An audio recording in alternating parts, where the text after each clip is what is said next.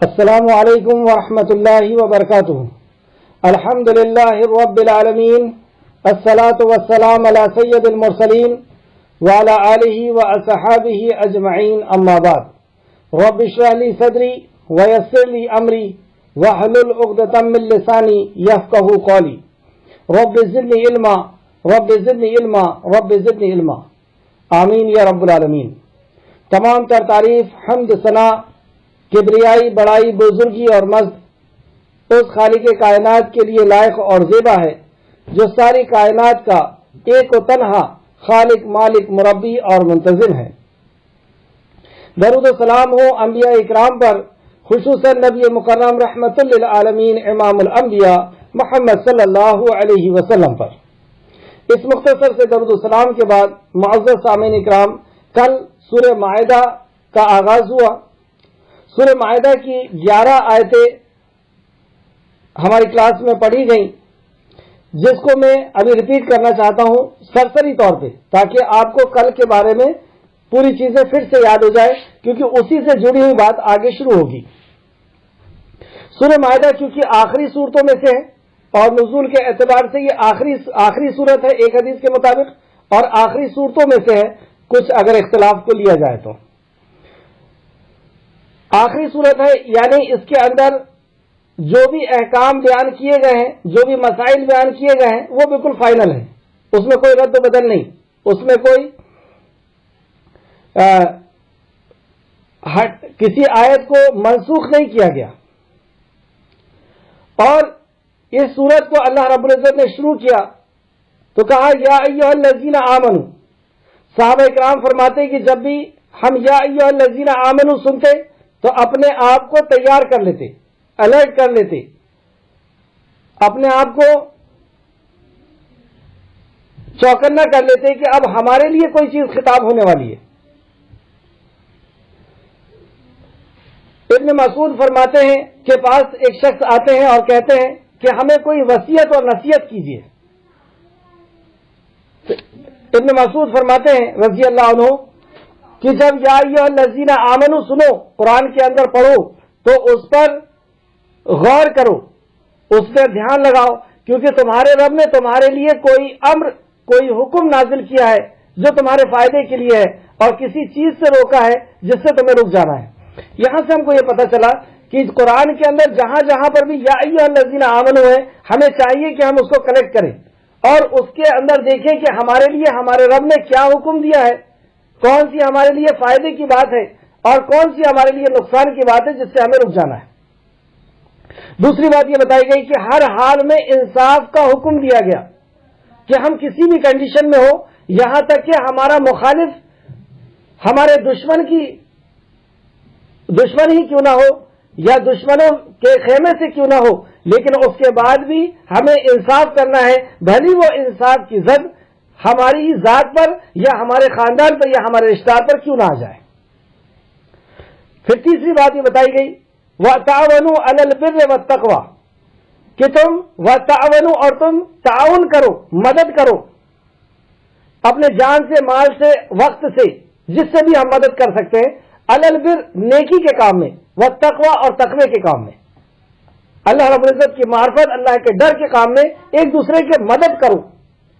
اور مدد کرتے ٹائم بھی ہمیں یہ نہیں دیکھنا ہے کہ یہ کون ہے، بس یہ دیکھنا ہے کہ یہ نیکی کا کام ہے اور تقوی کا کام ہے، تو ہمیں مدد کرنے کا امر ہے، یہ حکم ہے اللہ رب العزت کا. اور ویسے ہی حکم پھر دوسرا دیا ولا، اور نہیں، ہرگز نہیں، تعاونوا تو مدد کرو، علی الاسم والعدوان، گناہ اور نافرمانی کے کام میں تم ایک دوسرے کی مدد مت کرو. شریعت کے خلاف کوئی کام ہو رہا ہے اور شریعت کے خلاف کام میں کوئی تم سے مدد مانگ رہا ہے تو وہاں پہ اللہ رب العزت نے روکا ہے کہ تم وہاں مدد نہیں کر سکتے. اس کے بعد ایک بہت ہی مشہور آیت اور بہت جامع آیت جو ہمارے لیے خوشی کی بات ہے، جو ہمارے لیے عظیم الشان آیت جو نازل ہوئی الیوم اکملت لکم دینکم واتممت علیکم نعمتی ورضیت لکم اسلام دینا. الیوم اکملت لکم دینکم، کہ میں نے اس دین کو آج مکمل کر دیا. اس کو جب یہ آیت نازل ہوئی نبی کریم صلی اللہ علیہ وسلم، اور یہ نزول کے اعتبار سے آخری آیتوں میں سے ہے، نبی کریم صلی اللہ علیہ وسلم عرفہ میں تھے اور ابو بکر صدیق آپ کے ساتھ میں تھے. جب یہ آیت نازل ہوئی تو ابو بکر صدیق رونے لگے. نبی کریم صلی اللہ علیہ وسلم نے فرمایا کہ عمر فاروق رونے لگے. نبی مکرم صلی اللہ علیہ وسلم نے فرمایا کہ عمر کیوں روتے ہو؟ تو عمر فاروق نے فرمایا، عمر فاروق فرماتے ہیں کہ ہمارا دین میں اضافہ ہو رہا تھا، مطلب دین نازل ہو رہا تھا، ہمارے دین میں اضافہ ہو رہا تھا، اور جب کسی چیز میں کو مکمل کر دیا جاتا ہے تو اس میں کمی شروع ہو جاتی ہے. اور کتنی اہم نقطہ آپ نے بتایا کہ جس دن ہم یہ سوچ لیں کہ ہمارا علم کمپلیٹ ہو گیا ہے، اس دن سے ہماری گراوٹ شروع ہو جاتی ہے، اس دن سے ہم ضلالت کی طرف چلے جاتے ہیں. دوسری بات یہ بھی پتہ چلی کہ یہ دین کمپلیٹ ہو گیا ہے، یعنی نبی کریم صلی اللہ علیہ وسلم اب ہم میں رخصت ہونے والے ہیں. جس مقصد سے آپ تشریف لائے تھے وہ مقصد پورا ہو گیا.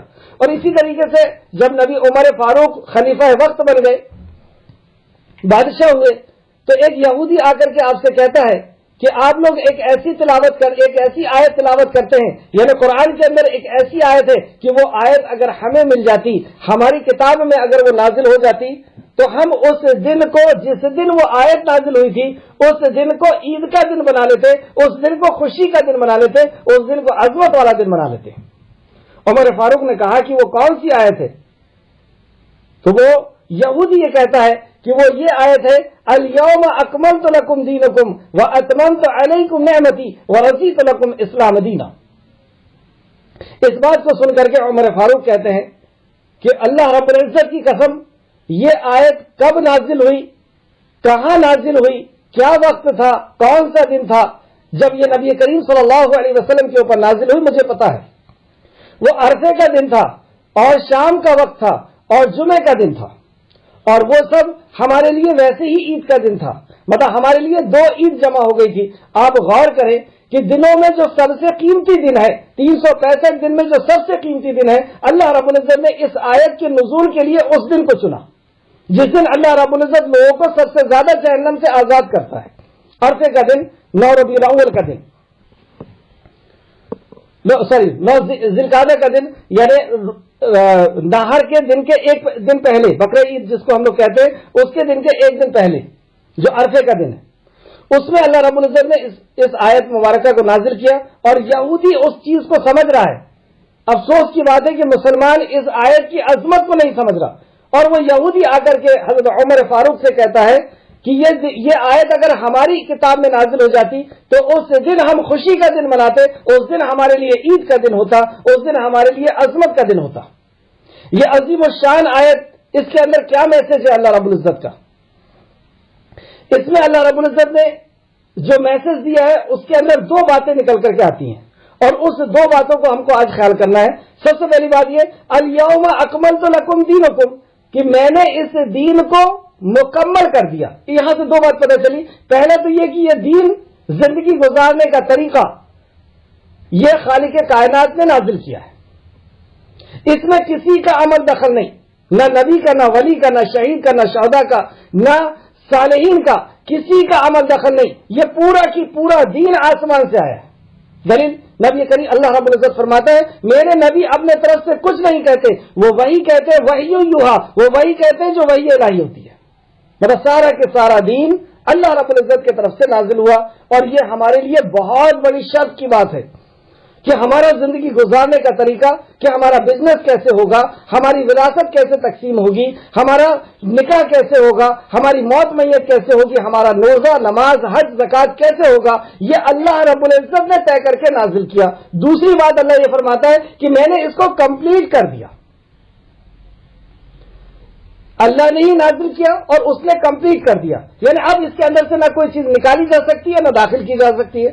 وَأَتْمَمْتُ عَلَيْكُمْ نِعْمَتِي، اور میں نے اپنی نعمت تم پر پوری کر دی. وَرَضِيتُ لَكُمْ اسلام دینا، اور اس دین کو، یعنی زندگی گزارنے تک اسلام دین کو، اسلام جو زندگی گزارنے کا طریقہ ہے، اس دین سے تم دین کو دین ہونے کی حیثیت سے قبول کر لیا. پتہ یہ چلا کہ یہ ہمارے لیے بہت بڑی شرف کی بات تھی، خوشی کی بات تھی کہ اللہ رب العزت نے یہ دین کو نازل کیا. تو کیا صرف خوشی بنائے؟ کسی شخص کا ایک ایگزامپل دیتا ہوں میں آپ کو.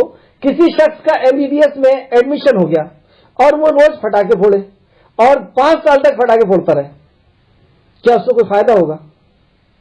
اس کو 2 کام کرنے ہوں گے. خوشی کا مطلب یہ ہے کہ اس کو 2 کام کرنے ہوں گے. پہلا یہ کہ اسے علم حاصل کرنا ہوگا اور اس پہ عمل کرنا ہوگا، پریکٹس کرنا ہوگا. اسے کالج جانا ہوگا اور علم حاصل کرنا ہوگا اور اس پہ پریکٹس کرنا ہوگا، اس پہ عمل کرنا ہوگا. دوسرا یہ کہ جو سلیبس دیا گیا ہے اس سلیبس کے اندر وہ کوئی چیز نئی داخل نہیں کر سکتا.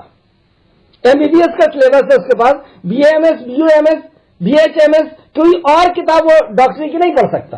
جو سلیبس ہے وہی سلیبس جو اس نے منتخب کیا ہے اس ڈگری والے نے اسی کو کرنا ہوگا. اسی طریقے سے اللہ رب العزت نے یہ جو دین نازل کیا ہے یہ دین اللہ کی طرف سے نازل ہوا ہے، تو ہم سلیبس اس دین کے طریقے کو بدل نہیں سکتے. جو اللہ نے نماز کا طریقہ بتا دیا، روزے حج زکات کا طریقہ بتا دیا، نکاح کا طریقہ بتا دیا، موت میت کا طریقہ بتا دیا اور کاروبار کا طریقہ بتا دیا، لین دین کا طریقہ بتا دیا، وراثت کا طریقہ بتا دیا. جو طریقہ اللہ رب العزت نے طے کر دیا ہے اس میں سے کوئی چیز ہم داخل نہیں کر سکتے، کوئی چیز ہم نکال نہیں سکتے. اگر کوئی چیز داخل کر دیے تو گویا کہ ہم اسے ادھورا سمجھ رہے ہیں، اور یہ اللہ رب العزت کے مد مقابل بننے کا ہم چیلنج کر رہے ہیں، کیونکہ دین اللہ نے نازل کیا اور ہم یہ کہہ رہے ہیں کہ نہیں یہ مکمل نہیں ہے، یہ دین میں اس کو مکمل کروں گا. اگر کوئی بھی نئی چیز، کوئی بھی نئی بدعت ہم ایجاد کرتے ہیں تو گویا کہ ہم اللہ رب العزت کو بننے کا یا اپنے آپ کو رب ہونے کا دعویٰ کر رہے ہیں. یا کوئی بھی اگر ایسی چیز کو کرتا ہے تو کیونکہ یہ دین اللہ کی طرف سے، نہ ہم اس میں سے 1% کوئی چیز نکال سکتے ہیں اور نہ کوئی چیز داخل کر سکتے ہیں. اور بدعت اتنی خبیث چیز ہے کہ نبی مکرم ہر خطبے میں اس بدعت کے بارے میں فرمایا کرتے تھے کل بدعت ضلالہ وکل ضلالۃ فی النار، کہ ہر بدعت گمراہی ہے اور گمراہی جہنم میں لے کر کے جائے گی. تو یہ دین اللہ نے مکمل کر دیا ہے، ہمیں اسے مکمل ہی سمجھنا ہے کیونکہ یہ اللہ کی طرف سے آیا. اب کوئی کتاب آنے والی نہیں اور کوئی نبی آنے والے نہیں. جو کتاب آ چکی ہے نبی مکرم نے اس کو ایکسپلین کر کے بتا دیے ہیں. اب ہم اس دین کے اندر کوئی بھی نئی چیز نہیں نکال سکتے، مطلب ہمیں وہی عمل کرنا ہوگا جو قرآن اور نبی مکرم کی سنت سے، آپ کی احادیث سے ثابت ہوگا. یہ اس کا مطلب ہوا. اور خوشی منانے کا یہ 2 مطلب نکلے گا. ایک مطلب یہ کہ ہم علم حاصل کریں اور اس پہ عمل کریں. دوسرا یہ کہ وہ جو سلیبس اللہ نے نازل کیا ہے، وہ دین اللہ نے نازل کیا ہے، اس کے اندر نہ ہم کوئی چیز داخل کر سکتے نہ نکال سکتے. اگر داخل کیے تو نبی کریم صلی اللہ علیہ وسلم شفاعت کریں گے، لیکن کچھ بدقسمت وہاں پر ایسے ہوں گے کہ حوض کوثر میں نبی مکرم جام کوثر پلا رہے ہوں گے، لیکن ایک جماعت آئے گی، فرشتے انہیں روک دیں گے. نبی مکرم کہیں گے کہ انہیں آنے دو، میں ان کے وضو کے نشان سے پہچانتا ہوں کہ یہ میری قوم کے میری امت ہے. نبی صحابہ فرشتے کہیں گے یا رسول اللہ آپ نہیں جانتے، آپ کے آ جانے کے بعد انہوں نے آپ کے دین کے اندر نئی نئی چیزیں ایجاد کی تھی. نبی مکرم کہیں گے سوکن لغیر آبادی، اور اپنے چہرے مبارک کو پھیر لیں گے. اب آپ بتائیں حشر کے میدان میں جو شافی محشر ہے اور ساقی کوثر ہے، وہ اگر اپنے چہرے کو پھیر دیں گے اور کہیں گے مجھے ان سے دور کر دو، مجھے ان سے دور کر دو، یہ ہے وہ بدعت کی قباحت کہ نبی مکرم اس آدمی کو دیکھنا بھی پسند نہیں کریں گے جو نبی مکرم کی شریعت کے اندر، جو آسمان سے شریعت نازل ہوئی تھی، اللہ کی طرف سے شریعت نازل ہوئی تھی، اس کے اندر کوئی چیز داخل کرتا ہے یا نکالتا ہے. اللہ ہمیں محفوظ رکھے. اہل کتاب کا ذبیحہ، تیسری بات ہم، اور اس کے بعد ہم کو یہ پتا چلا پچھلی کلاس میں کہ اہل کتاب کا ذبیحہ بھی حلال ہے، کھانا بھی ان کے گھر کا حلال ہے، اور ان کے ہاں کی عورتیں بھی نکاح کے لیے حلال ہے، نکاح کر سکتے ہیں. 2 شرائط ہے، لیکن پہلی شرائط جو سورہ بقرہ کے اندر بتائی گئی کہ مشرک عورت سے تم نکاح نہیں کر سکتے، بھلے ہی وہ مسلمان ہی کیوں نہ ہو، اپنے آپ کو مسلمان ہی کیوں نہ کہتے ہو، اگر وہ مشرک ہے تو اس سے نکاح نہیں کر سکتے. دوسری شرط یہاں پر بتائی گئی کہ وہ بدکاری کرنے والی، بدکاری سمجھ رہے ہیں آپ لوگ، بدکاری کرنے والی اور چھپی دوستی کرنے والی نہ ہو. یہ 2 شرائط کے بعد آپ اس عورتوں سے بھی کر سکتے ہیں. اور پہلے یہودی کے جو مین 3 فرقے تھے، ایک فرقہ یہ تھا جو عیسیٰ علیہ السلام کو اللہ کہتا تھا نعوذ باللہ، اور دوسرا فرقہ تھا یہ عیسیٰ علیہ السلام کو اللہ کا بیٹا کہتا تھا. لیکن تیسرا فرقہ ایک تھا جو عیسیٰ علیہ السلام کو اللہ رب العزت کا بندہ اور رسول کہتا تھا. لیکن اب وہ لوگ نہیں رہے. لیکن یہ آیت اللہ رب العزت نے جو بیان فرما دی، یہ قیامت تک کے لیے آیت ہے، قیامت تک کے لیے اللہ رب العزت کی طرف سے فیسلٹی اور حکم دیا گیا ہے. تو اگر ان شرائط، جو شرائط ہم مسلم عورتوں میں دیکھتے ہیں، وہی شرائط ان کے اندر دیکھیں گے کہ ان کے اندر بدکاری کا عمل بھی نہ ہو اور یہ شرک کا عمل بھی نہ ہو، اگر ایسا ملتا ہے تو نکاح کرنے کی اجازت دی جاتی ہے. لیکن عمر فاروق نے بہت سختی سے ان صحابہ اکرام کے اوپر ان صحابہ اکرام کو سمجھایا جنہوں نے یہودی عورتوں سے یا نصرانی عورتوں سے نکاح کی بات کی تھی، تو عمر فاروق نے ان کو جو ہے تنبیہ کی تھی. وہ ساری چیزوں کو مد نظر رکھا جائے گا. حلال جانوروں اور حرام جانوروں کا علم بتایا گیا، علت بتائی گئی کہ حلال کب ہوگا جانور، کب وہ جا کر کے حرام ہو جائے گا. علم کی فضیلت کے اوپر بھی بتایا گیا کہ کتا بھی اگر علم والا ہے تو وہ علم کی وجہ سے اس کا پکڑا ہوا شکار جو ہے وہ تمہارے لیے حلال ہوگا. طہارت اور وضو کی فضیلت بتائی گئی. کل کی اس کلاس میں طہارت اور وضو کی فضیلت بتائی گئی. پھر اللہ رب العزت نے آخر میں بتایا کہ نعمت، میری دی ہوئی نعمت کو یاد کرو. تو اللہ رب العزت کی دی ہوئی نعمت کیا ہے کہ وہ اللہ رب العزت نے وہ عظیم و شان دین، زندگی گزارنے کا طریقہ نازل کیا اپنے پاس سے، اور اس دین کو سمجھانے کے لیے امام الانبیاء رحمت للعالمین کو منتخب کیا، نبی کریم صلی اللہ علیہ وسلم کو منتخب کیا، اور اس پہ عمل کر کے بتانے کے لیے صحابہ اکرام کی ایک پوری جماعت، ان روحوں کی جماعت کو اللہ رب العزت نے نازل کیا. یہ نعمت اللہ رب العزت کی ہمارے لیے سب سے بڑی نعمت ہے جس کو اللہ نے یاد دلایا کہ یاد کرو میری نعمت کو. اس کے بعد ایمان اور عمل پر جنت کا وعدہ اللہ رب العزت نے کر کے بتایا کہ جو ایمان لائے گا اور عمل صالح کرے گا اس کے لیے جنت کا وعدہ ہے. اور دوسری جگہ پھر اس کے بعد بتایا کفر کیا اور آیتوں کو جھٹلایا اس کی سزا جہنم بتائی گئی پچھلی آیت میں. اب دیکھتے ہیں آیت نمبر 12.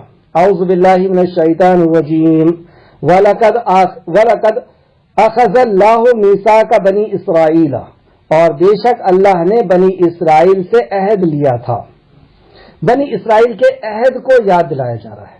یہ بنی اسرائیل سے عہد اس وقت لیا گیا تھا جب موسیٰ علیہ السلام ایک سرکش قوم کے طرف جہاد کے لیے نکل رہے تھے. تو نکلتے وقت آپ نے بنی اسرائیل کو اکٹھا کیا اور ان سے عہد لیا. جو عہد لیا 5 عہد لیے گئے، اور اس عہد کو پورا کرنے کے لیے اگر کرتے ہیں تو 3 نعمتیں بتائی گئی، اور اس عہد کو پورا نہیں کرتے ہیں تو 3 قسم کے عذاب بتائے گئے. پھر سے سمجھ لیجئے، اس آیت کے شروع میں ہی میں آپ کو ایک بہت قیمتی بات بتا دے رہا ہوں. یہ 2 آیتیں ہیں، آیت نمبر 12 اور 13. اس کے اندر بہت قیمتی باتیں آنے والی ہیں. سب سے پہلے یہ کہ موسیٰ علیہ السلام ایک قوم سے جنگ کے لیے جا رہے ہیں، بہت شرکس اور نافرمان قوم، انسانیت کے اوپر ظلم کرنے والی قوم.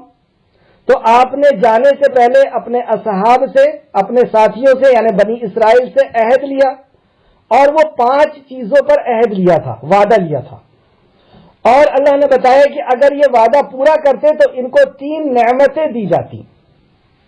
بہت عظیم الشان نعمتیں ہیں وہ. اور اگر وہ عہد پورا نہیں کریں گے تو 3 قسم کے عذاب ان کے اوپر مسلط کیے جائیں گے. اب وہ کیا عہد تھے اس پر ہم غور کرتے ہیں. اور اسی طریقے سے نبی کریم صلی اللہ علیہ وسلم بھی جب بیعت عقبہ، مطلب دوسری بیعت عقبہ 2 ہوئی ہے، تو دوسری جو بیعت عقبہ تھی اس میں بھی نبی کریم صلی اللہ علیہ وسلم نے بیعت جب لیے تھے تو کم و بیش انہی 5 قسم کی باتیں نبی کریم صلی اللہ علیہ وسلم نے رکھی تھی. یہاں پر بھی بنی اسرائیل سے جب موسیٰ علیہ السلام نے بیعت لی ہے تو 12 سردار تھے، اور ان 12 سرداروں سے بیعت لی گئی. نبی کریم صلی اللہ علیہ وسلم نے بھی بیعت عقبہ جو ہوئی تھی اس میں 12 سرداروں سے آپ نے بیعت لی تھی. 3 سردار اس میں جو تھے اوس سے تھے، اور 9 سردار خزرج سے تھے. اوس اور خزرج یہ ہم جانتے ہیں کہ مدینہ کے 2 بہت بڑے قبیلے تھے جو انصار تھے، یعنی انصاری تھے، یعنی مدد کرنے والے تھے، مہاجروں کی مدد کرنے والے تھے. تو ان سے نبی مکرم نے بیعت کی تھی. کیوں بیعت کی تھی؟ کیونکہ یہ آئے تھے نبی کریم صلی اللہ علیہ وسلم کو لے کر کے جانے کے لیے مدینہ کی طرف کہ آپ کے اوپر روزانہ جان لیوا حملہ کیا جا رہا ہے، روزانہ شادی سے کی جا رہی ہے. صحابہ مکہ سے نکل کر کے مدینہ یثرب ادھر ادھر چلے گئے ہیں. یا رسول اللہ آپ بھی یہاں سے نکل جائیے اور آپ ہمارے ساتھ آ جائیے. उस वक्त नबी करीम सल्लल्लाहु अलैहि वसल्लम ने जो पहली बैत की थी, और पहली बैत का पहला पॉइंट जो आपने शर्त रखी थी वो ये रखी थी कि मैं उस वक्त तुम्हारे साथ जाऊंगा कि तुम वादा करो कि अल्लाह के अलावा किसी और की इबादत नहीं करोगे। सबसे पहली बैत तौहीद पर, अगर तुम तौहीद को मानोगे तो मैं तुम्हारे साथ चलने के लिए तैयार हूं, वरना मैं साथ में चलने के लिए तैयार नहीं। दूसरी, और फिर उसके बाद और भी बैत नबी मुकर्रम ने ली थी। जो दूसरी बैत अक़बा ली गई थी उसके अंदर जो पॉइंट थे वो सबसे पहला पॉइंट था चुस्ती और सुस्ती में, मतलब अच्छे तुम सुस्त रहो या परेशान हाल रहो, बीमार रहो या घायल रहो, हर हाल में तुम इत्तिबा करोगे। तो सबसे पहली बैत हुई थी इत्तिबा पर कि नबी मुकर्रम की इत्तिबा की जाएगी। दूसरी, तंगी और खुशी के हाल में तुम हर हाल में मेरी इत्तिबा करोगे, तंगी हो या खुशी हो तुम्हें मेरा बात मानना पड़ेगा। तीसरी, भलाई का हुक्म दोगे और बुराई से रोकोगे, मतलब तामुरून बिल मारूफ व तनहौन अनिल मुनकर करोगे, भलाई का हुक्म दोगे, बुराई से रोकोगे, तौहीद का दावत दोगे और शिर्क से रोकोगे। भलाई सबसे बड़ी तौहीद और शिर्क सबसे बड़ा गुनाह। चौथा, अल्लाह की राह में उठ खड़े होगे और अल्लाह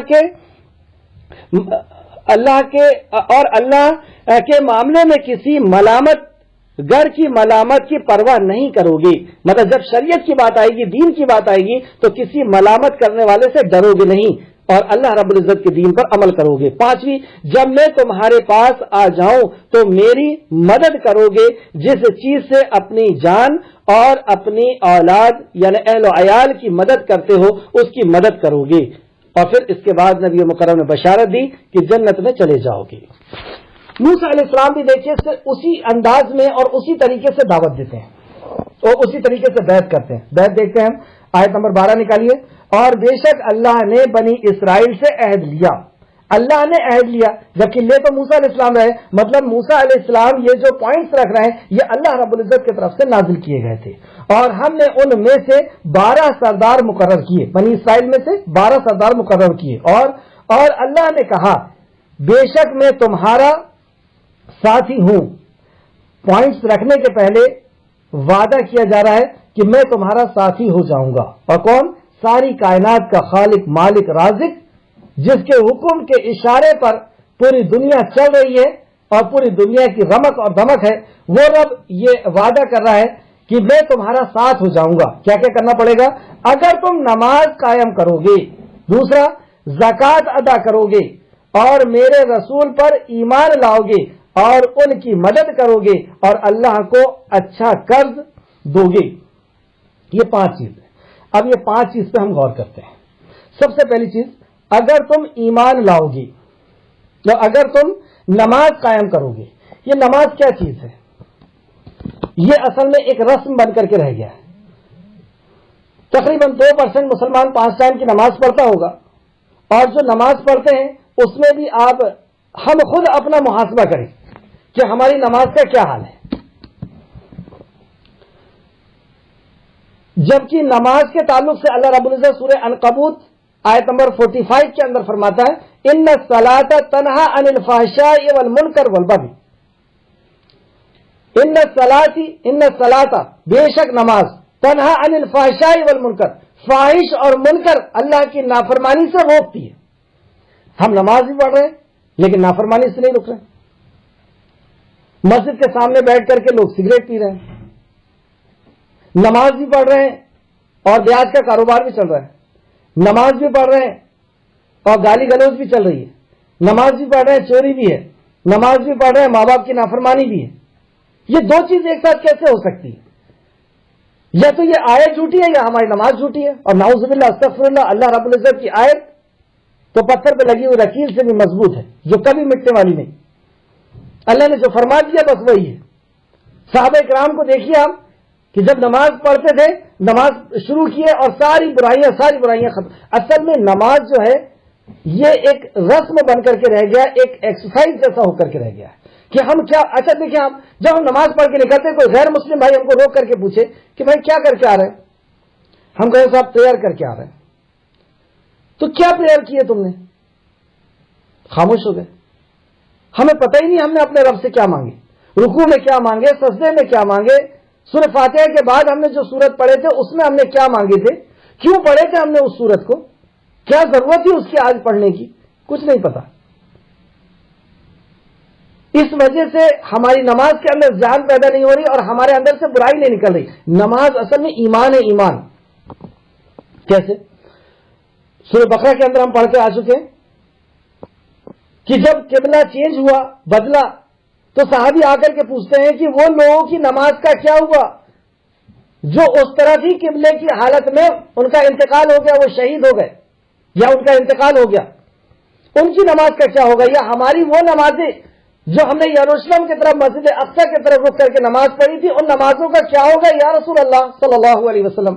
اللہ رب العزت نے فوراً آیت نازل فرمائی کہ نبی مکرم ان سے کہہ دیجئے کہ اللہ ان کے ایمان کو ضائع نہیں کرے گا. آیت یہ آنا تھا کہ اللہ رب العزت تمہاری نماز کو ضائع نہیں کرے گا، لیکن اللہ نے کیا کہا کہ اللہ تمہارے ایمان کو ضائع نہیں کرے گا. یہ ایمان ہے، کیونکہ نماز کا ہر ارکان توحید کا اعلان ہے. ہر رکن کو آپ غور کریں اور صبح شام کے اذکار پہ آپ غور کریں، ہر لفظ کے اندر آپ کو توحید کا اعلان ملے گا اور شرک کی برات کا اعلان ملے گا. تو ایک توحید پرست، تو سب سے پہلا جو حکم دیا گیا وہ نماز کو اگر ہم غور کریں تو وہ توحید کا دیا گیا، توحید کے اعلان کا دیا گیا. پھر اس کے بعد اور زکوٰۃ ادا کرو گی. پہلی چیز نماز، دوسری چیز زکوٰۃ ادا کرو گی. مطلب جو مال اللہ رب العزت نے تمہیں دیا ہے اس کا حق، پہلا جو پوائنٹ تھا وہ یہ تھا کہ اللہ کا حق اللہ کو دیا جائے گا، نماز پڑھی جائے گی. دوسرا بندے کا حق بندے کو دیا جائے گا. پہلا حقوق اللہ پہ بات ہوئی، اور دوسرا جو عہد لیا گیا تھا وہ حقوق العباد کا لیا گیا تھا کہ بندے کا جو حق ہے اس بندے تک اس حق کو پہنچایا جائے گا، انہیں زکوٰۃ دی جائے گی. اور میرے رسول پر ایمان لاؤ گے.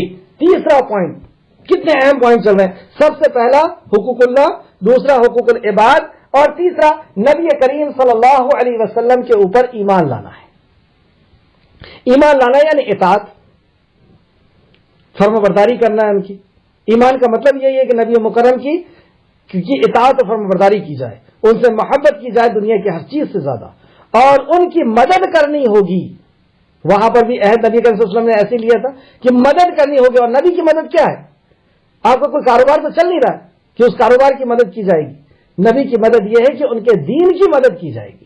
جس دین کو پہنچانے کے لیے نبی مکرم نے نہ دن کو دن سمجھا، نہ رات کو رات سمجھا، نہ کبھی اپنے زخموں پہ ترس کھایا، نہ بڑھاپے کا لحاظ کیا. اس دین کو لوگوں تک پہنچانے کے لیے ہمیں اس کی مدد کرنی ہوگی، یہ عہد. اور چوتھا اور پانچواں، اور اللہ کو اچھا قرض دو گے، یعنی جو اللہ نے نعمتیں دی ہے اس نعمت کو اللہ کے حکم کے مطابق خرچ کرو گے. یہ ساؤنڈ اس کا بند کرو. اللہ نے جو نعمتیں دی ہے ان نعمتوں کو اللہ کے حکم کے مطابق خرچ کرو گے. یہ 5 عہد ہیں. اگر یہ 5 عہد ہم نے پورے کر لیے، پھر سے آپ اس کو پوائنٹ کی شکل میں سمجھے. سب سے پہلا نماز یعنی توحید کا اعلان. ہماری توحید ایمان صحیح ہو، کیونکہ نماز ہی ایمان بھی ہے. دوسرا یہ صرف رسم نہیں ہے. دوسرا زکوٰۃ کہ مخلوق کا حق مخلوق کو دیا جائے گا. تیسرا نبی کریم صلی اللہ علیہ وسلم کو نبی اور رسول مانا جائے گا، یعنی رسالت کا حق ادا کیا جائے گا. اللہ کا حق، مخلوق کا حق، رسالت کا حق. چوتھا نبی مکرم جو شریعت لے کر کے آئے ہیں، جس کے پیچھے آپ نے ہر چیز کو آندھی اور طوفان کے حوالے اپنے آپ کو کر دیا، اس دین کی مدد کرنی ہوگی. چوتھا اللہ کو اچھا قرض دینا ہوگا، یعنی اللہ نے جو نعمت دی ہے وہ اللہ کے حکم کے مطابق خرچ کرنی ہوگی. اگر یہ 5 کام کر لیتے ہیں تو اللہ رب العزت نے پہلے عہد لینے کے پہلے اور یہ کام بتانے کے پہلے اللہ نے بتایا کہ میں تمہارا ساتھی ہو جاؤں گا. سب سے پہلی ہم کو نعمت یہ ملے گی کہ اللہ کا ساتھ ملے گا. ہمیں سے کسی کو اگر کلیکٹر کا ساتھ مل جائے تو اس کا سینہ پھول کر کے اوپر ہو جائے گا. کسی منتری کا مل جائے تو وہ اور اپنے آپ میں نہیں رہے گا. اور ملک کے بادشاہ کا اگر مل جائے تو پھر تو وہ پتہ نہیں کیا ہو جائے گا. اور یہاں پہ ساری کائنات کا خالق اور مالک اور رازق جو اصل رب ہے، جو اصل کارساز ہے، اس کا ساتھ ملے گا. سب سے پہلی نعمت کہ اللہ کا ساتھ ہوگا. دوسری نعمت کیا بتایا اللہ رب العزت نے؟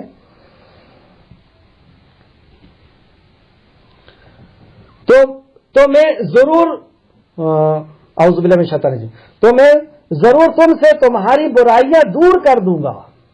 پہلا کہا تھا اللہ کا ساتھ ہوگا، دوسرا میں تم سے تمہاری برائیاں دور کر دوں گا. اور اللہ کی قسم اگر یہ 5 چیزیں ہمارے اندر آ جائیں تو ہمارے اندر سے برائیاں اپنے آپ ختم ہو جائیں گی. نماز سے ہی اللہ رب العزت نے کہہ دیا ان الصلاۃ تنہی عن الفحشاء والمنکر. اور پھر اس کے بعد نبی کی اطاعت آ جائے، مخلوق کا حق ادا کرنے لگ جائیں اور اللہ کے دین کی مدد کرنے لگ جائیں، تو یہ ایسے بھاری عمل ہے کہ اس سے ساری برائیاں نکلنا شروع ہو جاتی ہے. پھر اس کے بعد اللہ فرمایا یہ دوسری نعمت.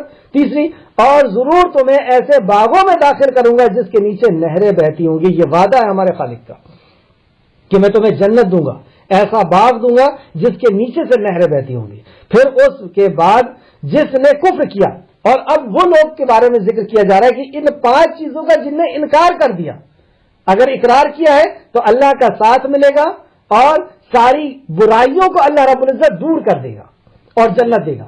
یہاں پہ ایک پوائنٹ آپ اور غور کریں کہ اللہ کا ساتھ ہے یا نہیں ہے کسی کے اندر، وہ تو ہم کو معلوم نہیں. اللہ جنت دے گا یا نہیں دے گا وہ بھی نہیں معلوم. لیکن ہمارا دعویٰ ہے کہ یہ 5 چیزیں ہمارے اندر ہے. ہم نماز بھی پڑھتے ہیں، ہم زکوٰۃ بھی دیتے ہیں، ہم نبی مکرم کے صحیح طور پہ فالوورز بھی ہیں، اور اللہ کے دین کی مدد بھی کر رہے ہیں، دعوت و تبلیغ کا بھی کام کر رہے ہیں، اور اللہ کو قرض حسنہ بھی دے رہے ہیں، مطلب اللہ کے حکم کے مطابق اللہ کی دی ہوئی نعمتوں کو خرچ کر رہے ہیں.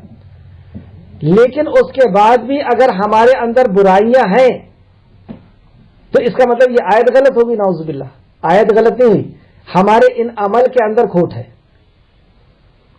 اگر ہمارے عمل یہ صحیح ہے 5، تو یہ وعدہ ہے اللہ کا کہ میں تمہارے اندر سے برائیوں کو نکال دوں گا. اب میں خود اور آپ سب اپنا محاسبہ کریں کہ یہ 5 چیز ہمارے اندر ہے اور برائیاں بھی ہیں، تو یہ 5 چیز کے اندر کمی ہے، اس کمی کو دور کرنا ہوگا. اگر وہ کمی دور ہو جائے گی تو اللہ کا وعدہ ہے کہ میں تمہارے اندر سے برائیوں کو نکال دوں گا، اور اللہ اپنے وعدے میں سچا ہے. اور اگر یہ 5 چیز ہم نے اپنے اندر نہیں لائے تو کیا ہوگا؟ اب دیکھتے ہیں. پھر اس کے بعد جس نے کفر کیا یعنی انکار کیا، یہ عہد نہیں لیا، تو یقیناً وہ سیدھی راہ سے بھٹک گیا. سب سے پہلا نقصان اس کے لیے کہ وہ سیدھی راہ سے بھٹک جائے گا. دوسرا، چنانچہ ان کے اپنے عہد توڑنے کی وجہ سے ہم ان پر لعنت بھیجیں گے. سب سے پہلا کہ وہ جو صراط مستقیم کی ہم نماز کے اندر دعا کرتے ہیں اہدنا الصراط المستقیم، اللہ اس سے بھٹکا دے گا. یہ 5 چیز اگر نہیں ہوئی تو آپ کو صراط مستقیم نہیں مل سکتی، آپ نماز میں کتنے ہی چیختے رہو. دوسری چیز کہ اللہ رب العزت ان پر لعنت کرے گا، اور اللہ کی لعنت یعنی اللہ کا عذاب ہوگا. اللہ اکبر. ایک طرف تو دوست بنیں گے، آپ ساتھی بنیں گے، اللہ رب العزت آپ کا ساتھی ہو جائے گا، برائیوں کو دور کرے گا اور جنت میں داخل کرے گا. اور اگر اس عہد کو نہیں لیے تو سب سے پہلا نقصان یہ ہو رہا ہے کہ اللہ رب العزت تمہیں صراط مستقیم سے بھٹکا دے گا، اور دوسرا اللہ لعنت کرے گا یعنی عذاب نازل کرے گا. اور کتنے قسم کے عذاب میں ہم ملوث ہیں ہم خود جانتے ہیں. اور ہم نے ان کے دلوں کو سخت کر دیا. ثم قصد قلوبکم، جو ہم سورہ بقرہ میں پڑھ کر کے آئے کہ ان کے دل سخت ہو جاتے ہیں ان گناہوں کی وجہ سے. اور جب دل سخت ہو جاتا ہے، اور دل کی سختی یہ بہت بری چیزوں میں سے اور بہت بری چیزوں میں سے ہے، اور بہت بڑی نعمتوں میں سے ہے کہ اللہ رب العزت کسی کے دل کو نرم کر دے. اس کو ہم تفصیلی طور پر سورہ بقرہ میں پڑھ چکے ہیں. تو یہ 3 برائیاں اللہ رب العزت اس کے مقدر میں کر دے گا. اللہ ہم سب کو محفوظ رکھے اور ان 5 باتوں پر عمل کرنے کی توفیق و رفیق عطا فرمائے. وہ کلمات کو ان کے موقع و محل پر بدل دیا کرتے تھے. یہ اس لیے بھی ہوا ان بنی اسرائیل کے ساتھ کیونکہ انہوں نے اللہ رب العزت کے کلمات کو یعنی توریت میں لکھی ہوئی باتوں کو موقع محل کے مطابق بدل دیا کرتے تھے، آیتوں کو چھیڑا کرتے تھے، اس کو رد و بدل کرتے تھے. اور جس چیز کی انہیں تاکید کی گئی تھی اس کا ایک حصہ انہوں نے بھلا دیا تھا. مطلب توریت کی کچھ باتوں کو انہوں نے بھلا دیا تھا اور کچھ کو مان لیتے تھے. خاص کر ان باتوں کو بھلا دیا کہ جو نبی مکرم صلی اللہ علیہ وسلم کی نشانی تھی اور آپ کے دین کی نشانی تھی، آپ کے صحابہ کی یا اسلام کی نشانی تھی، اس کو یہ لوگ بھلا دیا کرتے تھے. مطلب توریت کے کچھ حصے پہ مانتے تھے اور کچھ کا انکار کرتے تھے. اور آپ ان میں سے چند افراد کے سوا دوسروں کی خیانت کہ اکثر اطلاع ملتی رہتی ہے، مطلب ان لوگوں کی جو خیانت ہے اس کی اطلاع یا نبی کریم صلی اللہ علیہ وسلم آپ کو ملتی رہتی ہے، چنانچہ آپ انہیں معاف کر دیں اور ان سے درگزر کریں۔ یہاں پہ نبی مکرم کو یہ وصیت اور نصیحت کی جا رہی ہے کہ ان کی خیانت کی خبر آپ کو ملتے رہتی ہے، آپ انہیں معاف کیجئے، درگزر کیجئے، بے شک اللہ احسان کرنے والوں کو پسند کرتا ہے۔ اور جن لوگوں نے کہا بے شک ہم نصارہ ہیں، نصارہ کس کو بولتے ہیں؟ عیسائیوں کو نصارہ ہیں، ان سے ہم نے عہد لیا تھا، پھر جس چیز کی انہیں تاکید کی گئی تھی اس کا ایک حصہ انہوں نے بھلا دیا۔ بنی اسرائیل سے بھی اللہ رب العزت نے عہد لیا تھا، جیسے یہاں پہ یہودیوں سے عہد تھا، اسی طریقے سے بنی اسرائیل سے بھی اللہ نے عہد لیا تھا کہ جب آخری نبی آ جائیں گے محمد صلی اللہ علیہ وسلم تو تمہیں ان پر ایمان لانا ہوگا اور ان کی مدد کرنا ہوگا، لیکن ان میں سے بھی اکثروں نے بھلا دیا، چنانچہ ہم نے روز قیامت تک ان کے درمیان دشمنی اور بغض ڈال دیا، مطلب یہودی اور نصرانیوں کے اندر بھی بغض اور نفرت ڈال دی، اور وہ جو کچھ کرتے رہتے ہیں اللہ جلد انہیں اس کی آگاہ کرنے والا ہے، مطلب جو بھی وہ عمل کرتے ہیں وہ عمل ان کے سامنے لا کر کے رکھے جائیں گے۔ آیت نمبر 15، یا اہل الکتاب، یا اہل الکتاب، یہاں پہ خطاب کس سے ہو رہا ہے؟ اہل کتاب سے، اور آپ نے اس کے پہلے دیکھا کہ اللہ رب العزت نے خطاب کیا یا ایھا الناس، اے لوگو، کہیں اللہ خطاب کرتا ہے یا ایھا الذین آمنو، اے وہ لوگوں جو ایمان لائے، اور اے لوگوں عام لوگوں سے خطاب، اور کہیں خطاب کرتا ہے قل یا ایھا الکافرون، کافروں سے خطاب، اور یہاں پہ کہا یا اہل الکتاب یعنی اے اہل کتاب، یہودی اور نصرانیوں سے خطاب۔ پتہ یہ چلا کہ قرآن کسی ایک ذاتی برادری، کسی ایک نسل کے لیے نہیں آیا، ساری انسانیت کے لیے آیا۔ یا ایھا الناس کہہ کر کے تو ویسے ہی اللہ نے خطاب کر دیا ساری انسانیت کے لیے، لیکن اس میں اور اللہ رب العزت نے بتا دیا کہ قل یا ایھا الکافرون، یعنی کافروں کے لیے بھی آیا ہے کہ کافروں سے کہو، یا ایھا الذین آمنوا، ایمان والوں سے کہو، اور یا اہل الکتاب، اہل کتاب سے کہو۔ تو یہ قرآن صرف مسلمان کی کتاب نہیں، ساری انسانیت کے لیے آئی ہوئی کتاب ہے، اسے پتہ چلا۔ اس کے بعد اللہ فرماتا ہے اے اہل کتاب، تمہارے پاس ہمارے رسول آ گئے ہیں، وہ تمہارے لیے اللہ کی کتاب کی بہت سی ایسی باتیں ظاہر کرتے ہیں جنہیں تم نے چھپا لیا تھا۔ تو یہ کون سی بات تھی جنہوں نے چھپا لیا تھا؟ تفسیر ابن کثیر کے مطابق تفسیر میں اور مستدرک حاکم حدیث نمبر 8069، مستدرک حاکم حدیث نمبر 8069 میں کے حوالے سے میں آپ کو ایک واقعہ بتا رہا ہوں کہ یہ اہل کتاب رجم کے حکم کو انہوں نے چھپا لیا تھا۔ رجم کا حکم کس کے لیے ہے؟ جو زانی شادی شدہ ہے اور اس نے زنا کیا ہے تو اس کو رجم کیا جاتا ہے، اس حکم کو ان لوگوں نے چھپا لیا تھا۔ تو اللہ رب العزت نے بتایا کہ جو حکم کو تم نے چھپایا تھا اس کو وہ ظاہر کرتے ہیں اور بہت سی باتوں سے درگزر کرتے ہیں۔ یقیناً تمہارے پاس اللہ کے طرف سے روشنی اور واضح کرنے والی کتاب آ چکی۔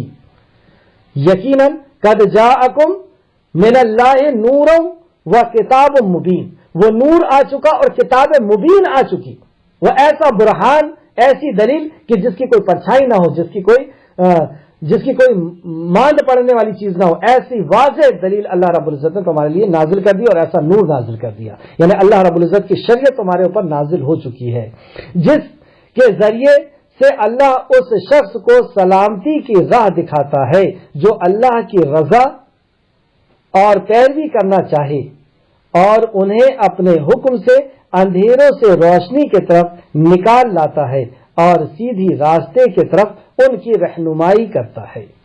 کیا پتہ چلا اس آیت سے؟ اس آیت میں 3 بہت اہم نکات۔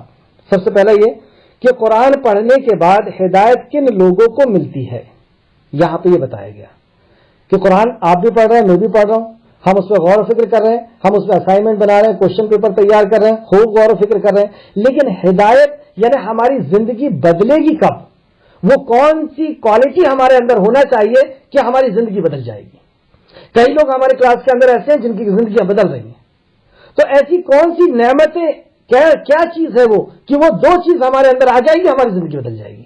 پھر سے آپ سوال کو سمجھے، قرآن پڑھنے کے بعد ہدایت کن لوگوں کو ملتی ہے اور کیا بشارت ہے ان کی، مطلب جن کو ہدایت ملے گی ان کے لیے کیا بشارت اللہ رب العزت نے بیان فرمائی ہے؟ اس کو ہم دیکھتے ہیں، پھر سے آیت کو آپ دیکھیے یقیناً تمہارے پاس اللہ کے طرف سے روشنی اور واضح کرنے والی کتاب آ گئی ہے، جس کے ذریعے سے اللہ اس شخص کو سلامتی کے راستے پر لائے گا۔ اس شخص کو سلامتی کے راستے پر لائے گا، ہر کوئی سلامتی کے راستے پر نہیں آنے والا ہے۔ اس شخص کو اللہ ہدایت دے گا۔ کس شخص کو کیا چیز چاہیے اس کے اندر؟ پہلی چیز جسے اللہ کی رضا، یعنی جس کے اندر اخلاص ہوگا، نوٹ کرنے آپ، جس کو اللہ کی رضا، سلامتی کے راستے پر اللہ کس کو لائے گا؟ کس کو اللہ ہدایت دے گا؟ کس کو صراط مستقیم پہ لائے گا؟ جس کے اندر اللہ کی رضا، ورنہ قرآن بھی پڑھ رہا ہے اور اگر اس کے اندر اخلاص نہیں ہے تو یہ قرآن اس کو فائدہ نہیں پہنچائے گا اس آیت کے مطابق۔ تو سب سے پہلی چیز وہ اللہ کی رضا یعنی اخلاص اس کے اندر ہوگا، اور پھر وہ پیروی کرنا چاہے یعنی اس کے اندر اطاعت کا جذبہ ہو۔ تو جو قرآن پر عمل کرے گا اور جو اخلاص جس کے اندر ہوگا، یہ قرآن اس کی زندگی کو بدل کر کے رکھ دے گی۔ یہ قرآن اس کے لیے ویسی ہو جائے گی جیسے پہلے لوگوں کے لیے ہوا کرتی تھی کہ جس چیز سے بھی یہ قرآن ٹچ ہو جاتا تھا، جس چیز سے بھی اس قرآن کی نسبت ہو جاتی تھی، اس چیز کو یہ قرآن اعلیٰ اور عرفہ کر دیتا تھا۔ جیسے یہ جس امت پر نازل ہوئی وہ امتوں کا سردار، جس مہینوں میں نازل ہوا وہ مہینوں کا سردار، جس رات میں نازل ہوا وہ راتوں کی سردار، جس زمین پر نازل ہوا وہ زمینوں کی سردار۔ مکہ اور مدینہ پوری دنیا کے اندر ایک نائب ہستی ہے، ایک نائب پوزیشن رکھتی ہے، اور جس کا بھی تعلق اس قرآن سے صحیح معنوں میں اگر ہو گیا اخلاص اور عمل کی بنیاد پر، تو اللہ رب العزت اس کو بھی کہیں کا کہیں اور اعلیٰ اور عرفہ بنا دیتا ہے۔ تو یہ ایک ایسا پارس ہے کہ جو اس سے ٹچ ہو جائے گا اللہ اس کو سونا کر دے گا۔ تو کیا چیز چاہیے اس ہدایت کے لیے؟ اخلاص چاہیے اور اطاعت چاہیے۔ اور پھر اس کے بعد اللہ فرماتا ہے کہ انہیں کیا دے گا؟ اور انہیں اپنے حکم سے، پھر اللہ اب کسی آدمی کو اس قرآن سے فائدہ ہو رہا ہے یا نہیں ہو رہا ہمیں کیسے پتا چلے گا؟ تو ہمیں کیسے پتا چلے گا؟ اس کی 3 پوائنٹس اللہ رب العزت نے یہاں بیان فرمائے۔ پہلا، اور انہیں اپنے حکم سے اندھیروں سے روشنی کی طرف نکالے گا۔ 2 بات، اللہ اپنے حکم سے انہیں اندھکار سے نکالے گا، مطلب ان کے اندر سے برائیاں ختم کرے گا۔ پچھلی آیت کی پھر یہاں پہ پشٹی ہو رہی ہے کہ اللہ رب العزت ان کو اندھیروں سے نکالے گا، یعنی اس کے اندر جتنی بھی برائیاں ہوگی اندھیروں سے، یہاں یہ اس کا ہے صیغہ، چلیے میں بھول رہا ہوں، تو اندھیروں سے یعنی جتنی بھی برائیاں اس کے اندر ہوگی اس برائیوں سے وہ نکالے گا۔ دوسرا، انہیں روشنی کی طرف لے کر کے آئے گا، ان کے پرکاش کی طرف لے کر آئے گا، یعنی اس کے اندر اچھائیاں آنا شروع ہو جائے گی اور اسے سیدھے راہ کی طرف ان کی رہنمائی کرے گا۔ اہدنا الصراط المستقیم کس کو ملے گا؟ جو اللہ کے کلام کی اطاعت کرے گا، اخلاص اس کے اندر ہوگا اور قرآن کا وہ مطالعہ کر رہا ہے، قرآن پہ غور و فکر تدبر کر رہا ہے، اور اس کے ساتھ ساتھ اس کے اندر 2 کوالٹی ہونا چاہیے کہ اطاعت بھی ہو اور اخلاص بھی ہو۔ تو اللہ رب العزت 3 چیز اس کو دے گا۔ پہلی، اس کے اندر سے برائیوں کو ختم کرے گا، اچھائیاں لے کر کے آئے گا اور اسے صراط مستقیم کی اللہ رب العزت ہدایت دینے والا ہے۔ دیکھ رہے ہیں آپ ایک آیت دوسرے آیت سے کتنی زیادہ ملتی ہوئی ہے۔ اگر ہم غور کریں تو وہی باتیں اللہ رب العزت کئی اینگل سے ہمیں سمجھاتا ہے، وہی اصول اللہ رب العزت ہمیں کئی اینگلوں سے سمجھاتا ہے کہ ادھر سے نہیں ادھر سے سمجھ میں آ جائے، ادھر سے نہیں ادھر سے سمجھ میں آ جائے، اور جو جس لیول کا ہوتا ہے اس کو اللہ رب العزت اور اللہ رب العزت اس کو اپنے فضل و کرم سے سمجھاتا ہے۔ آگے آیت دیکھتے ہیں ہم، آیت نمبر 17۔ یقیناً ان لوگوں نے کفر کیا جنہوں نے یہ کہا کہ بے شک اللہ تو وہی مسیح ابن مریم ہے۔ مسیح ابن مریم یعنی عیسیٰ علیہ السلام کو ماننے والا بھی کافر، یہ کیسے ہو گیا؟ اس سے یہ پتا چلا کہ ماننے سے کوئی شخص ماننے والا نہیں بنتا، دیکھنا یہ ہوگا کہ وہ مانتا کیا ہے۔ جیسے آج جو عیسیٰ علیہ السلام کو مانتے ہیں، گرجا گھر میں جاتے ہیں تو وہ تو ایک نبی کو مانتے ہیں، کیا آپ ان کو مومن بولیں گے؟ آپ ان کو کافر بولیں گے؟ کیوں بول رہے ہیں؟ وہ تو عیسیٰ علیہ السلام کو مان رہے نا، نبی کو مان رہے نا۔ اصل میں وہ مان صحیح نہیں رہے، وہ عیسیٰ علیہ السلام کو یا تو اللہ رب العزت کا اوتار مان رہے ہیں یا اللہ کا بیٹا مان رہے ہیں، اس لیے وہ کافر ہو گئے۔ ہم بھی اگر اللہ رب العزت کا حق کسی اور کو دیں گے، کسی اور کو حاجت روا اور مشکل کو سمجھیں گے، کسی اور کو اولاد دینے والا، مشکل دور کرنے والا اور سب سے زیادہ محبت اور سب سے زیادہ ڈر رکھنے والا سمجھیں گے، تو گویا کہ ہم اس کو مان رہے ہیں اللہ رب العزت، یا اللہ رب العزت کی صفات میں اس کو شامل کر رہا ہے، اور یہی چیز کفر ہے۔ جب نبی کو آپ غلط طریقے سے مانیں گے تو آپ کافر ہو جائیں گے۔ عیسیٰ علیہ السلام نبی ہے نا، اور نبی کو ماننا ایمان کے رکن میں سے ایک رکن ہے، لیکن نبی کو نبی ماننا ہوگا۔ نبی کو نبی کے درجے سے اگر ہم نے بڑھائے، اس پہ اتی کیے، جس کو غلو کہتے ہیں، تو ہم ایمان کے درجے سے، اسلام کے درجے سے بھی باہر ہو جائیں گے۔ پھر سے دیکھیں آپ آیت کتنے سخت انداز میں بیان فرما رہا، یقیناً ان لوگوں نے کفر کیا جنہوں نے یہ کہا کہ بے شک اللہ تو وہی مسیح ابن مریم ہے۔ مسیح کو جس نے اللہ کہہ دیا، اللہ کہہ دیا سے مراد کیا ہے؟ کہ یہ بھی ہمارے گناہوں کو دور کرتے ہیں، دھو دیتے ہیں۔ یہی تو عقیدہ ہے ان کا، کہ ہمارے سارے گناہوں کو لے کر کے عیسیٰ جو تھے وہ چلے گئے، وہ صلیب پہ چڑھ گئے، تو گناہوں کو دھونے والا تو اللہ ہے۔ عیسیٰ کو کیسے سمجھ لیا؟ عیسیٰ علیہ السلام ہمیں اولاد دیتے ہیں، وہ ہمیں بیماری سے دور کرتے ہیں، وہ فلاں کرتے ہیں، وہ فلاں کرتے ہیں، تو جو کام اللہ رب العزت کا تھا وہ عیسیٰ علیہ السلام کی طرف منسوخ کر دیا، ان سے ہونے کا یقین کر لیا، اللہ رب العزت نے کہہ دیا یہ کافر ہے۔ تو ماننا وہ ماننا ہوگا جو قرآن و حدیث ہمیں بتاتا ہے کہ عیسیٰ علیہ السلام اللہ رب العزت کے بندے ہیں، اللہ رب العزت کے نبی ہیں۔ اے نبی کہہ دیجئے پس کون ہے جو اللہ کے آگے کچھ اختیار رکھتا ہو؟ کتنا سخت بیان فرمایا اللہ نے، کون ہے جو اللہ کے آگے اختیار رکھتا ہو؟ اللہ رب العزت کوئی چیز نہیں دینا چاہ رہا، مجھے اولاد نہیں دینا چاہ رہا، پوری دنیا کے ڈاکٹر اور پوری دنیا کے دیوی دیوتا اور پورے دنیا کے ولی اور مزار اور بزرگ مل کر کے بھی اگر چاہیں اللہ نہیں دینا چاہ رہا تو کیا دے سکتے؟ اور اگر اللہ دینا چاہ رہا ہے تو کیا کسی کے مجال ہے کہ وہ روک دے؟ کوئی جادوگر کی مجال ہے وہ روک دے؟ کوئی انسان کی مجال ہے وہ روک دے؟ کوئی بادشاہ کی اور کوئی ڈاکٹر کی مجال ہے وہ روک دے؟ کوئی نہیں روک سکتا۔ تو اللہ رب العزت اگر دینا چاہ رہا ہے تو کوئی روک نہیں سکتا، اور اللہ روکنا چاہ رہا ہے تو پوری دنیا مل کر کے دے نہیں سکتی۔ یہ اس آیت کا مفہوم نکلتا ہے۔ پھر سے آپ دیکھیں، اے نبی کہہ دیجئے پس کون ہے جو اللہ کے آگے کچھ اختیار رکھتا ہو؟ کوئی اختیار نہیں رکھتا۔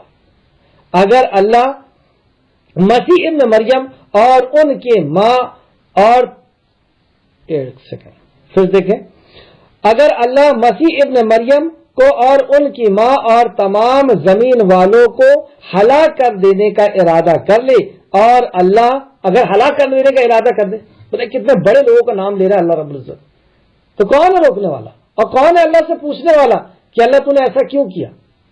اللہ رب العزت جس کو اللہ کی دنیا، اللہ کا فیصلہ، وہ جو چاہے وہ کرے، اس سے کون باز پرس کرنے والا ہے کہ اللہ تو نے ایک گنہگار کو جنت میں ڈال دیا یا اس جنتی ایک نیک انسان کو تو نے جہنم میں ڈال دیا؟ اللہ کی مرضی ہے، اور اللہ رب العزت ذرہ برابر بھی کسی کے ساتھ ناانصافی نہیں کرتا۔ فَمَن يَعْمَلْ مِثْقَالَ ذَرَّةٍ خَيْرًا يَرَهُ، ذرہ برابر بھی کسی کے ساتھ وہ نہیں کرتا۔ بہرحال آگے دیکھیں، اور اللہ ہی کے لیے آسمانوں اور زمین کی بادشاہی ہے، وہی بادشاہ ہے۔ یہ ہمارے خیال اور ہمارے عقیدے کا بگاڑ ہے کہ ہم نے کئیوں کو بادشاہ سمجھ کے رکھے ہیں، ہماری زندگی کا، ہماری موت کا، ہماری عزت کا، ہماری ذلت کا، ہماری خوشحالی کا، ہماری بدحالی کا، ہم نے کئیوں کو بادشاہ سمجھ رکھے ہیں۔ لیکن خالق کائنات بتاتا ہے کہ اصل بادشاہ تو اللہ ہی ہے، اور جس کو اس بات کا یقین ہو گیا تو وہ اس انداز میں جیے گا بھی۔ اللہ ہم سب کو وہ ایمان عطا فرمائے۔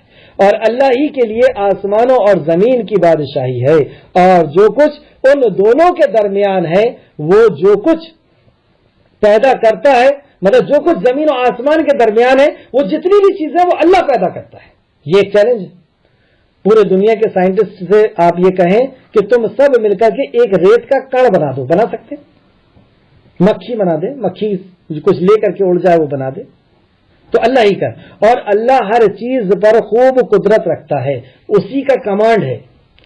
ہم کوئی بائک بنائیں اور اس کا بریک فیل ہو جائے تو وہ ہمارے کنٹرول سے باہر ہو جائے گی، لیکن اللہ کی بنائی ہوئی کوئی چیز اس کے کنٹرول سے کبھی باہر نہیں ہو سکتی۔ وہی اللہ نے فرمایا، اور اللہ ہر چیز پر خوب قدرت رکھتا ہے، کوئی چیز اس کے قدرت سے، اس کی پکڑ سے باہر نہیں جا سکتی۔ اور یہودیوں اور عیسائیوں نے کہا ہم اللہ کے بیٹے اور اس کے پیارے ہیں۔ یہودیوں نے کیوں کہا؟ ان نے خود اپنا ساختہ یہ قانون بنا لیا کہ ہم عزیر جو ہے وہ اللہ کے بیٹے ہیں، اور عیسائیوں نے یہ بنا لیا کہ عیسیٰ اللہ کے بیٹے ہیں، نعوذ باللہ، استغفر اللہ۔ یہ گالی ہے. اللہ رب العزت ایک حدیث قدسی ہے انشاءاللہ تعالیٰ آگے آئے گا وہ, اس میں اللہ نبی صلی اللہ علیہ وسلم نے فرمایا کہ اللہ فرماتا ہے کہ اس نے مجھے گالی دی. اور سورہ مریم کی بھی آخری آیت آپ پڑھیں گے تو اللہ فرماتا ہے کہ جس نے ایسا کہا اس نے بری بات کہی. اور کچھ مترجموں نے, ترجمہ کرنے والوں نے یہ لکھا کہ اس نے اللہ کو گالی دی. یہ اتنا بڑا عیب ہے, یہ اتنی بڑی گستاخی ہے خالق کائنات کی کہ کوئی یہ کہے کہ اللہ رب العزت بیٹا رکھتا ہے.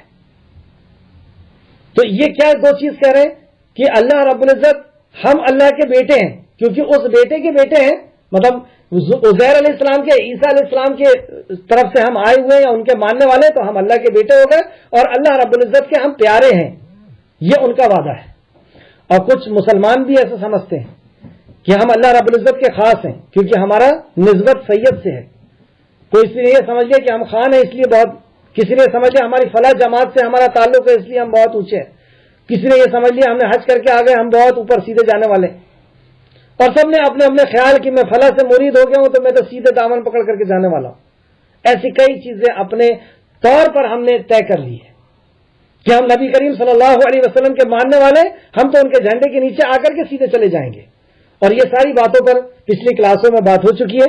آگے ہم دیکھتے ہیں. اور یہودیوں اور عیسائیوں نے کہا ہم اللہ کے بیٹے اور اس کے پیارے ہیں. تو اللہ اس کا جواب کتنا بہترین دیتا ہے. اے نبی کریم صلی اللہ علیہ وسلم کہہ دیجئے پھر وہ تمہیں تمہارے گناہوں کی سزا کیوں دیتا ہے؟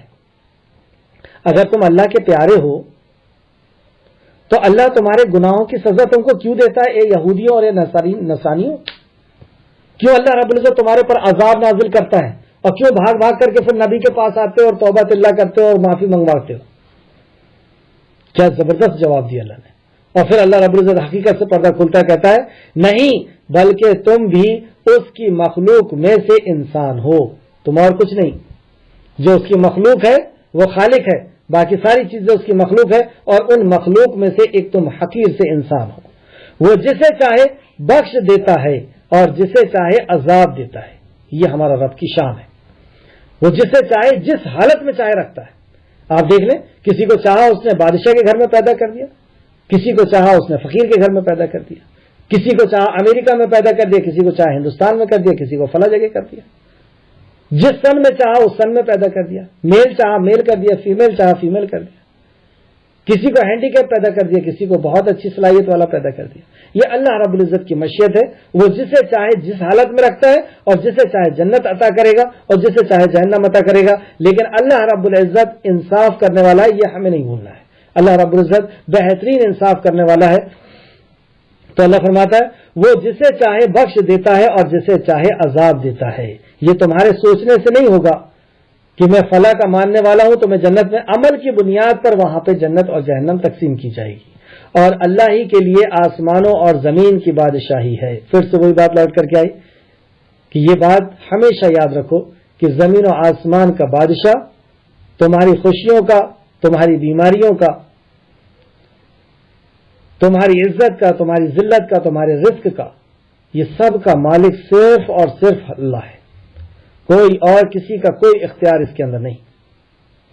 تو آسمانوں اور زمین کی بادشاہی اور جو کچھ ان دونوں کے درمیان ہے, ان دونوں کے درمیان یہ ساری چیزیں آ گئی. ہماری خوشی آ گئی, غم آ گئی, عزت آ گئی, رزق آ گیا, یہ سب کچھ اللہ کے اختیار میں.